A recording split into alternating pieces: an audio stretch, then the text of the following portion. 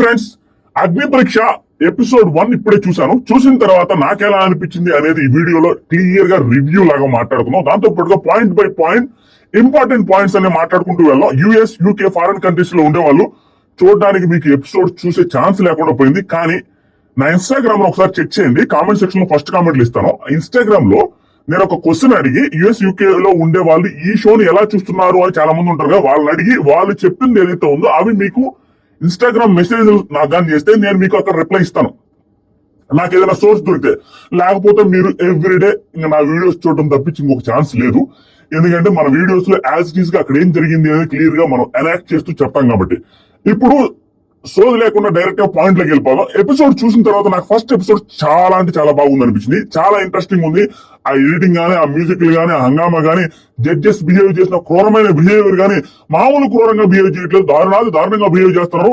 That is very good అనిపించింది. వాళ్ళ behaviour గానీ, వాళ్ళ ఓవర్ యాక్షన్ గానీ, జడ్జెస్ అంటే ఆ ఫేషియల్ ఎక్స్ప్రెషన్ గానీ, ఇవన్నీ అవతల వాటిలో ఏముందో, ఆ వచ్చిన కంటెస్టెంట్స్ లో ఏముంది అనేది బయటికి తీయడానికి సెట్ ఆఫ్ విధాల ట్రై చేశారు. దట్ ఈస్ వెరీ నైస్ అనిపించింది. వాటన్నిటి గురించి క్లియర్ గా మాట్లాడదాం. వచ్చిన కంటెస్టెంట్స్ అనకూడదు, వచ్చిన క్యాండిడేట్ కూడా టూ గుడ్. కొంతమంది అయితే ఎక్స్ట్రాడినరీ. డైరెక్ట్ గా బిగ్ బాస్ లో చూడబోతున్నాం అన్న ఫీలింగ్ క్లియర్ గా డైరెక్ట్ జడ్జెస్ కూడా వచ్చేసింది. వాళ్ళందరి గురించి కూడా మాట్లాడుకున్నాం. వాళ్ళలో కొంతమంది ఓవర్ గా అనిపించారు.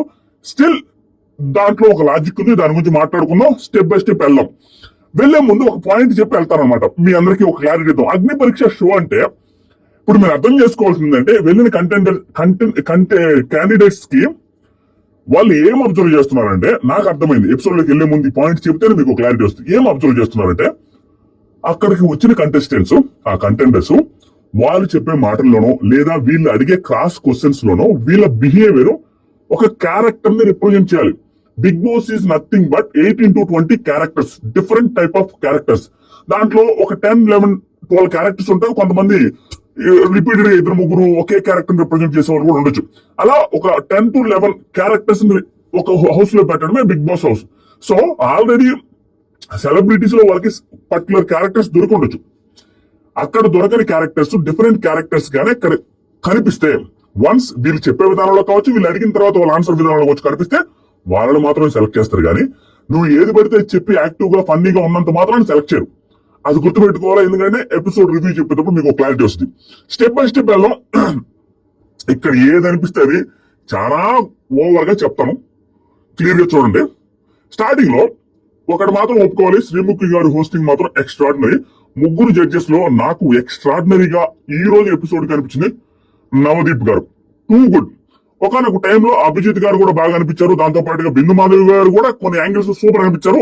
వాటన్నిటి గురించి ఏ పర్టికులర్ సిచ్యువేషన్ లో అనిపించారని కూడా క్లియర్ గా చెప్తాను. సో ఎపిసోడ్ స్టార్ట్ అవగానే ఎక్కడ ల్యాక్ చేయలేదు. నేను కూడా ల్యాక్ చేయలేదు ఈరోజు. మీరు గమనిస్తే ఇక నుంచి ల్యాక్ కూడా చేయను.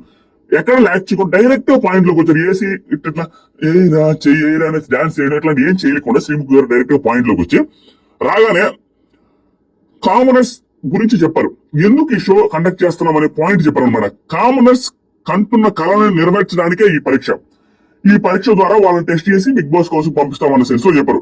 బిగ్ బాస్ కి వెళ్లాలంటే ప్రజల అభిమానం కూడా కావాలి. ఎందుకంటే వీళ్ళు కామనర్స్ కాబట్టి ప్రజల అభిమానం లేకుండా అక్కడ సెలబ్రిటీస్ తో పోటీ పడితే ఓటింగ్ లో మీరు ఎత్తిపోతున్న పథకం అయిపోయి మీరు వెరీ సూన్ వెళ్ళి వచ్చేస్తారు. కానీ ఇక్కడ మేం పెట్టే గేమ్ షో వల్ల, మేం పెట్టే అగ్ని పరీక్ష వల్ల మీకు ఓటింగ్ ని అలవాటు చేసి పంపిస్తాం కాబట్టి మీకు అది ప్లస్ అయ్యి అక్కడ ఎక్కువ రోజులు ఉండడానికి ఛాన్స్ ఉంటుంది. కాబట్టి ఇది మీకు ఉపయోగపడద్ది. ఇక్కడ మీకు అది ట్రైన్ చేసి పంపిస్తామనే సెన్స్ లో ఇంట్రడక్షన్ లో చెప్పారు. తర్వాత ఇక్కడ వాళ్ళకి అంటే క్యాండిడేట్స్ కి హౌస్ లో ఉండే క్వాలిటీస్ ఉన్నాయో లేదో, హౌస్ లో ఉండాలంటే ఏం క్వాలిటీస్ ఉన్నాయో అవి ఉన్నాయో లేదో టెస్ట్ చేసి పంపిస్తాం. ఆ టెస్ట్ చేయడానికి మాకు 3 జడ్జెస్ కావాలని ఆ 3 జడ్జెస్ ని పిలిచారు. వాళ్ళు కూడా ఏం ఓవర్ యాక్షన్ లేదు, ఎటువంటి డాన్సులు లేవు, ఎటువంటి సాంగులు ఓవర్ ఏమి లేకుండా సింపుల్ గా ఏదైతే లాగించారో అది ఎక్స్ట్రాడినరీ. ఎందుకంటే అక్కడ టెస్ట్ వీళ్ళకి కాదు, జడ్జెస్ కి కాదు, క్యాండిడేట్స్ కి. కాబట్టి ఏదైనా ఇవ్వాలంటే ఆ ఎలివేషన్ వాళ్ళకి ఇవ్వాలి, కానీ వీళ్ళకి వాళ్ళు ఇచ్చుకునేది కాదన్నట్టుగా ఓవర్ ఎలివేషన్స్ లేకుండా డైరెక్ట్ గా సింపుల్ గా పిలిచేసి వాళ్ళకి ఒక జస్ట్ ఇంట్రొడక్షన్ ఇచ్చేసి పిలిచేశారు. టూ కూడా. తర్వాత అభిజిత్ పిలిచారు, తర్వాత బిందు గారిని పిలిచారు, తర్వాత నవదీప్ గారిని పిలిచారు. నాకు తెలిసి వాళ్ళ ఇండస్ట్రీలో ఎక్స్పీరియన్స్ బట్టి పిలిచినట్టు అనిపించింది. ఎందుకంటే అభిజిత్ తర్వాత బిందు మాధవి గారు, నెక్స్ట్ నవదీప్ గారు, సీనియర్ కదా నవదీప్ గారు, అలా పిలిచారు అన్నట్టు అనిపించింది. గుడ్. నెక్స్ట్ వచ్చరికి నవదీప్ మాత్రం ఒక మాట చెప్పాడు స్టేజ్ మీద పిలిచిన వెంటనే. ఏం చెప్పారంటే, మన గురించి ఇది బాగా అనిపించింది నాకు, టూ గుడ్.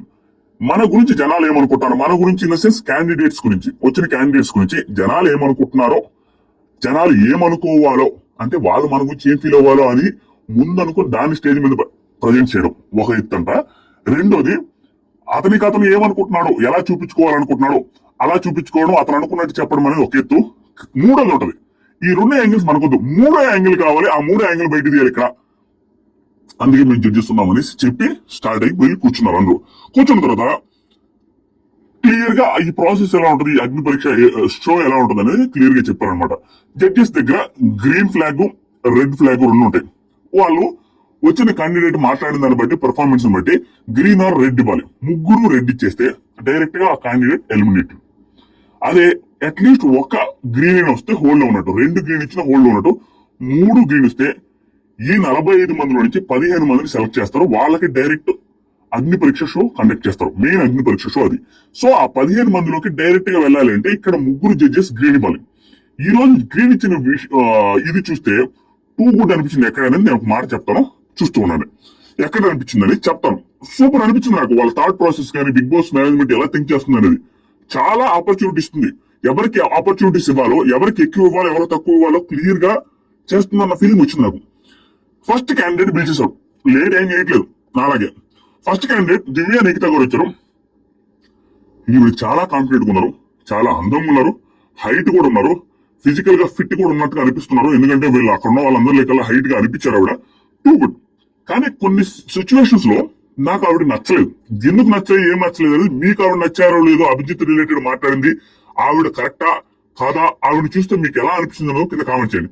ఆవిడ స్టార్టింగ్ రాగానే దివ్య నిఖిత గారు విజయవాడ, ఆల్మోస్ట్ చాలా మంది విజయవాడ నుంచి వచ్చారు, విజయవాడ మొత్తం వచ్చేసినట్టు అనిపించింది. సో విజయవాడ అని చెప్పారు.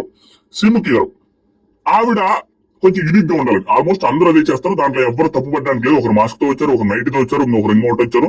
సో అలా వచ్చేది ఎందుకంటే కొంచెం యూనిక్నెస్ వస్తే జనాలకి బాగా ఈజీగా రిజిస్టర్ అవుతారు, ట్రోల్స్ వస్తాయి, మీమ్స్ వస్తాయి, ఇవన్నీ. ప్లస్ జడ్జెస్ కూడా ఈజీగా కొత్తగా ట్రై చేశారన్న ఫీల్ రావడం కోసం ఇవి నైట్ లో వచ్చారు. దానికి జస్టిఫికేషన్ కూడా బాగానే ఇచ్చారు, గుడ్. శ్రీముఖ్ గారు, సరే మీ బాత్రూంలోకి నేను వచ్చినట్టు అనిపిస్తుందండి అంటే, లేదండి యాక్చువల్ గా బిగ్ బాస్ హౌస్ అంటే ఏంటి, అక్కడ మనం ఎలా ఉంటామో హౌస్ లో అలాగే ఉండడం కదా, సో అదే ఇక్కడ ఉన్నామనేసి బిగ్ బాస్ హౌస్ లో ఉన్నట్టుగానే నేను నైట్ తో వచ్చేసాను, మా ఇంట్లో కూడా అలాగే ఉంటాననే సెన్స్ లో చెప్పారు. Good justification. దానికి రాలేదండి, కొంచెం డిఫరెంట్ గా ఉన్నాయని ట్రై చేశారు ఆవిడ. ఓకే. తర్వాత సరికి శ్రీముఖి, ఓ న్యాచురల్ గా వచ్చావా, అవునండి. సో ఈవిడ ఇంట్రెస్టింగ్ థింగ్ ఏంటంటే, ఈవిడ ఎంబీబీఎస్ చదువుతున్నారంట, దట్టు ఫైనల్ ఇయర్ లో ఉన్నారు. ఈవిడికి బిగ్ బాస్ మీద ఉన్న ఇంట్రెస్ట్ ని అప్రిషియేట్ చేయాలి. ఎంబీబీఎస్ స్టూడెంట్స్ మోస్ట్లీ ఎలా ఉంటారంటే బిగ్ బాస్ కూడా చూడరు అనుకుంటాను, అంత ఖాళీ కూడా ఉండదు అనుకుంటా, నేను అనుకోవడం. అలాంటి ఫైనల్ ఇయర్ చదువుతూ దాన్ని పక్కన పెట్టి కుదిరితే బిగ్ బాస్ హౌస్ లోకి 105 రోజులు వెళ్ళడానికి రెడీ ఉన్నారు. దానికి అభిజిత్ అడిగారు, ఏంటి నువ్వు అలా వెళ్తే నీకు డిస్టర్బెన్స్ అవుతుంది కదా చదువుకి, అది ఇది ఎందుకు వెళ్ళాలనుకుంటున్నావు అంటే, 6 months ఎంబీబీఎస్ లేట్ అయినా పర్లేదు కానీ ఇది నాకు బాగా ఇష్టం, ఇది డిఫరెంట్ డ్రీమ్ నాకు, సో దీంట్లోకి వెళ్ళి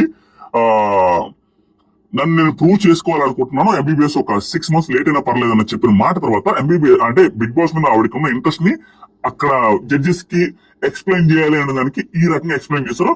అది వాళ్ళకి క్లారిటీ వస్తుంది. ఎందుకంటే ఎంబీబీఎస్ చదువుతూ కూడా బిగ్ బాస్ కి రావాలనుకుంటుంది, 6 months లేట్ అయినా పర్లేదు, ఫెయిల్ అయినా పర్లేదు, సబ్జెక్ట్స్ పోయినా పర్లేదు అనే సెన్స్ లో మాట్లాడారు ఆవిడ. తర్వాత సరికి ఒక సాయి పల్లవి, ఒక శ్రీలీల, ఒక దివ్య నిఖిత అనేసి ఒక డైలాగ్ కొట్టారు. ఇది డైలాగ్ మాత్రమే. సో అంటే ఎట్లా అంటే సింపుల్, ఒకటే గుర్తుపెట్టుకోండి, బిగ్ బాస్ హౌస్ కి వెళ్ళాలంటే అక్కడ వాళ్ళకి నచ్చాలంటే జడ్జెస్ కి ఎలాంటి ఓవర్ యాక్షన్ చేయాలో అవన్నీ చేయాలి. చేసిన దాన్ని ఎక్కడా తప్పడానికి లేదు. ఎందుకంటే అలా చేయకపోతే వచ్చేది 1000 మందిలో 100 మందిలో నువ్వు సెలెక్ట్ అవ్వాలి, నువ్వు ఆడ్ మ్యాన్ అవుట్ గా నిలబడాలి అంటే నువ్వు కొంచెం ఓవర్ చేయాల్సింది. అలాంటి ఓవర్ డైలాగ్ ఇది ఒకటి బాగుంది, అంటే కొంచెం రిజిస్టర్ అవుతుంది అనమాట మనిషి ఆవిడ.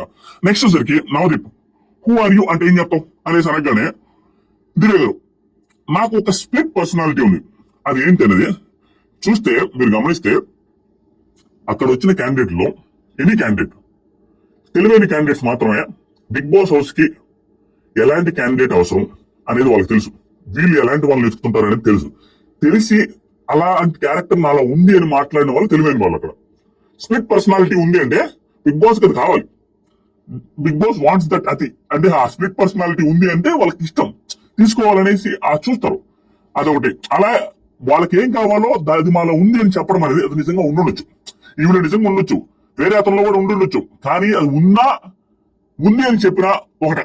ఎందుకంటే మనకి నిజంగా ఉందా ఊరికే చెప్తున్నారంటే మనం గెస్ట్ చేయలేం. స్టిల్ అది చెప్పడం అనేది తెలివైన విధం. తెలివైన వాళ్ళు అలా చేస్తారు.